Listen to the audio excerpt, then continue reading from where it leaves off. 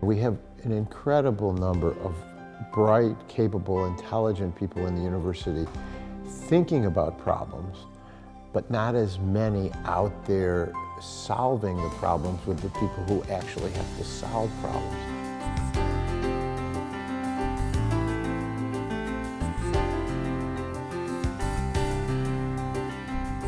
So when people say town and gown, what they're really talking about is how can the brains of the university match up with the needs of the community. And so Pracademics is just a shortcut to say this book is about a practitioner and an academic getting together in the spirit of true town and gown relationships.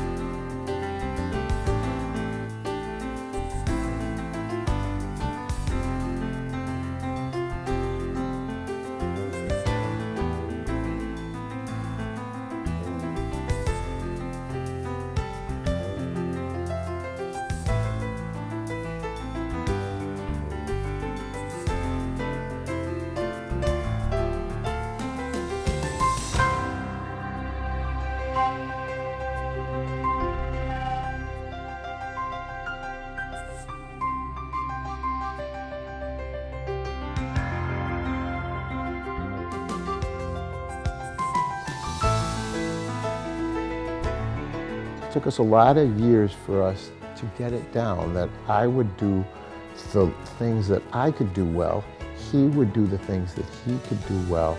We would trust that by putting together, we would have something better than my individual effort and his individual effort. Becoming human beings with each other eventually led to us not seeing each other as an academic or as a practitioner, but just trusting each other for each other's strengths and being able to call each other on each other's weaknesses because we were friends. I remember you taking a red pen and you bloodied my paper. I mean, you just bloodied my paper. I really think you enjoyed that. I did, because you were arrogant on the basketball court, and I just wanted to give you a little bit of your own medicine about what being an alpha, being on the other end of an alpha feels like. So I just gave you a little bit of academic stuff. I just blocked your shot, and I felt real good. And now that I know you, I even feel better. That's the basis of Pracademics. It'll never work unless practitioners and academics become friends.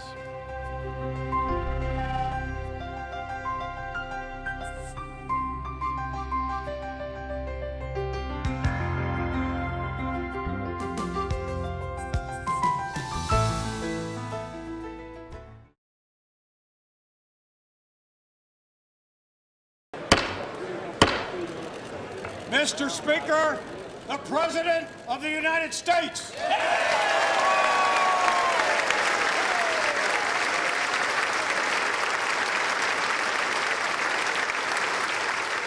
Even as we cut waste and inefficiency, this budget freeze will require some tough choices.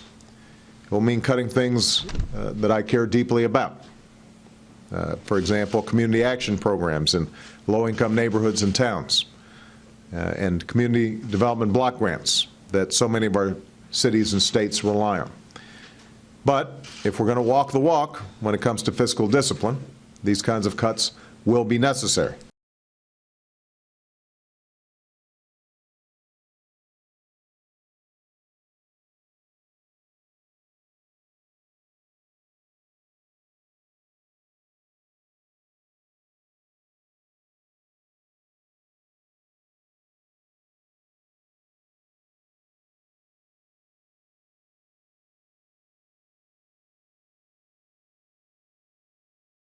When the president presents his budget later in February, you will see significant cuts throughout the discretionary budget.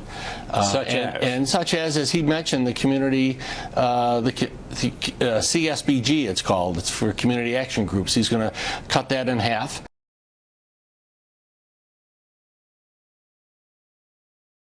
The Community Service Block Grant is a series of funds that have been around since 1981 and actually date back to the War on Poverty in 1964.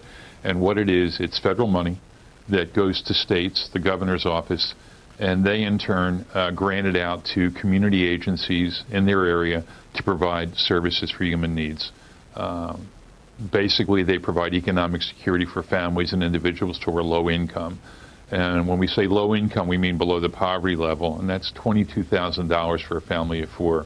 So we're talking about people and families that are really struggling economically to get by, all of which has been exacerbated by the recession. There are 1,100 community action agencies across the country. We service 96% plus of America's counties. Some of them are private nonprofit agencies. A few of them, about less than 20%, are municipal agencies, but the mission is the same. Federal money to the states, to the communities, that the communities decide how it's to be spent for programs that help disadvantaged low-income people in that community. The most recent figures we have are for the fiscal year 2009, and during that year, 20.7 million Americans were served by community action agencies. What's the budget for community block grants? It's about $700 million. Per year. It went up to $1 billion during the Recovery Act. There was more money there to provide this kind of services like economic development and other things that help poor people. It's now anticipated the Recovery Act is over, it would return to the $700 million. And that's what we were thinking about until the president informed us differently in his State of the Union address.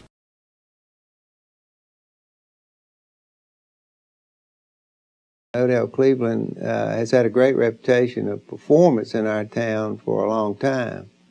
And basically what he was doing was, helping people who needed help and getting companies and foundations and so forth to grant them some money to help people. And one thing led to another, and his performance and the performance of the agency was so outstanding that he was able to attract a rather large federal grant. And the basis of the program, which is really right at the heartbeat of what our society is all about, and it's taking people who, for whatever reason, got out of the mainstream and train them in a skill that they can take out into the marketplace and earn a living.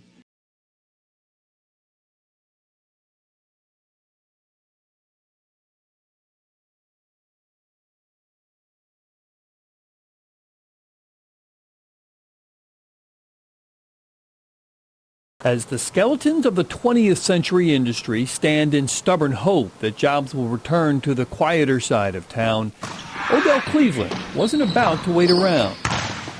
He's been playing hoops with UNC Greensboro social work professor Bob Weinberg for years, and The first time that Odell and I had a conversation beyond basketball was when he asked me, "Oh, I see you're giving a presentation at Yale. My thesis is on the black church's response to welfare reform." in the mid-90s, President Clinton signed welfare reform legislation that required a lot of people who were simply collecting checks from the government to go to work. I saw it all as an opportunity that we can train people on how to fish instead of giving them fish. We can move people towards self-sufficiency. Cleveland and Weinberg together created the Welfare Reform Liaison Project, where first they convinced people that they can succeed. A lot of times people just don't believe they can. And there's not a lot of people around them saying, you can do it. Come on, we all need cheerleaders. Telling them that they can model all the jobs they see in the world, the teachers, the pharmacy and airport techs or more, because he's done it himself. And someone like myself who came from a single-parent home, who grew up in public housing in Charleston, South Carolina, I understood how it is to have no hope. But because in early days I could dunk a basketball, folks said, we will give you a chance. We will let you come and entertain the real students and go to college and get a degree. The Welfare Liaison Project starts with 6 weeks of classroom training on the basics of being employed and employable, punctuality, responsibility, commitment. As you can see, this is next could be a little bit of anything. The move to the warehouse, where they take products from companies like Men's Warehouse, 60 is sportswear, or Walmart, which donates boxes full of items that might have their packaging damaged, and they have a question to answer. How do I package it so it's presentable? So it can be resold in their store for a fraction of its normal costs to people who need a break. Often, the customers are on food stamps. We have no food here, we deliberately.